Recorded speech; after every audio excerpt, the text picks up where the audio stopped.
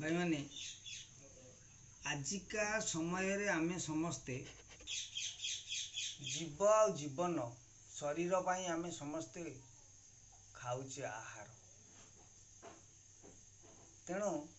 आमे कौठू खाऊचे क्यों बाटे खाऊचे केमिति खाऊचे तार भी सब कथा रही गोटे कथा हूँ जो कथाटी रही कहल अर्ण विहुने हंसहानी जोग साधी कहा यार अलग अर्थ अच्छी आमे पोथी पुराण जो लिखाई आम समस्ते कहीदे अर्ण अर्थ जो बिरियानी आउ चाउमिन फास्ट फूड से सेकेंड फूड थर्ड फूड युराक नुह आज्ञा कथा हूँ अर्ण विहुने हंस हानि जोग साधी को कहा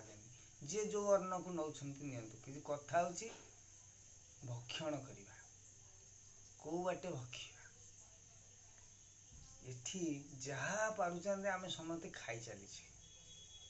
भात खाइले डाली खाइले माछ खाइले मांस खाइले खीरी अमृत धरिकी सबू खाई चलिए यही बाटे किंतु याठू ऊर्धरे आउ गोटे गात अच्छी माने पार्टी अच्छी ये पार्टी यही जो अन्न खाऊचे आमे युराक सबू दृश्य अन्न खाऊचे अदृश्य अन्न जाऊँगी प्रकृत सेपटे देखो आपण माछ मांस कि जेकोसी खाद्य भात डाली रुटी जहाँ खाऊछंती यपटे खाऊछंती कहाँ ना यही शरीर पाई किंतु यही जो मानर खाद्य खाऊछंती शरीर पाई जो व्याधि रोग ग्रस्त होचे 64 व्याधि जो आसुची शरीर को होची किंतु एपटे जो खाद्य खाइबो ये शरीर सह रक्त हाड़ सबू स्थिति से बंचेकी रखुची तेणु आमको आपण मैंने कहे ये जो खाद्यटा खाऊचे आम किसी देखिपारे कि खाद्य कौ बाटे कौन खाऊचे मैंने आमर जो पंचभूत अच्छी वायु जल स्थल आकाश अग्नि जो पंचभूत अच्छे एथुर आमे आहरण करिबा आमे कौन ये बाटे पार्टी रे अग्निटा खाई परिबा ना एपटे माटी हाँ खाईदवा पानी एपटे खाईदवा एपटे खाई हबो कि हाँ एपटे भी खाई हबो किंतु एगुरा सब दृश्यमान अदृश्य खाद्य जहाँ ब्रह्मांड भितर रही ताहा पिंडे अच्छी अदृश्य खाद्य देखंतु आपण माने शरीर तत्व रे जदि जीवा आमे आज जदि दिन गोटा भात कि रुटी कि किछि न खाइछे आमको भोक हबो भोक होउछि गोटे गोटे लोक कहते आज 2टा बेला हो गलानी भाई मु आज किछि खाई परिनी मोर गैस बढ़ी जो मोर भोक हेलानी भाई माने गोटे दिन बा गोटे समय जदि एपट सेपट हो जाऊँगी ताले भोक हो क्षुदा खाऊँ किए ना यही नाक तले थिबा गाड़टी किंतु याडू ऊर्धरे जो गाड़टी रही रंध्र रही जहाँ को कहते जो रंदा 2 रंध्र जो रंध्र से जो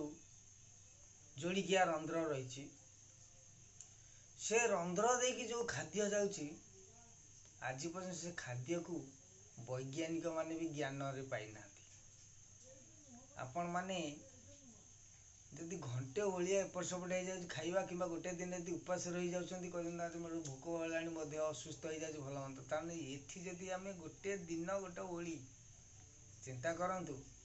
जो भूमिकंप भल मंद हो पहाड़ तले 7 दिन 8 दिन माटी तलू बाहर सी कौ खाद्य खाई कौ बाटे खाई कहतु आउ सी किभली खाद्य ये सबुदिन माछ मांस बिरियानी ठू धरी रुटी सबू खाऊँ सबू तार यहीपटे खाऊँ जदि गोटे घंटा एपट सेपट हो मत भोक हो मत क्षुदा लगे मुझे संभाली पार मोर पेट गैस हो जो मानू भूमिकंप माटी तले पोती 8 दिन 15 दिन तले बाहर देखुवे से माने कौ खाद्य कौ बाटे खाई आ कि खाद्य सी केते महान खाद्य कहला बढ़ा नुहे से तो अबढ़ा तांकु केही बाड़िकी दियंतिनी सेही होउछ अबढ़ा खाद्य एपटे जहाँ भक्षियो सब बढ़ा आपण मानक साधारण लोकर यही असाधारण कथाटी कही कहला यही गात बाटे जोटा खाऊे यही पाटी बाटे ये सब बढ़ा खाद्य अबढ़ा जीव आकु किए बाड़िकी तुमको दौच जो लोक 15 दिन तल माटी तलु बाहर से कि खाद्य खाइला को बाटे खाइला तांको किए बाड़िकी देइतला को खाद्य को बिरयानी खाइतला सेति पई कहले शून्य मंदिर विहार रूप रेख नाही दार दुई पाद न लगाई एक पादे धर धर शून्य मंदिर विहार शून्य मंदिर विहार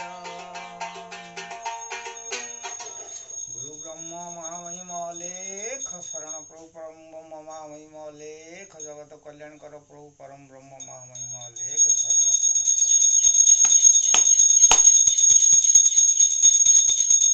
हौ भाई माने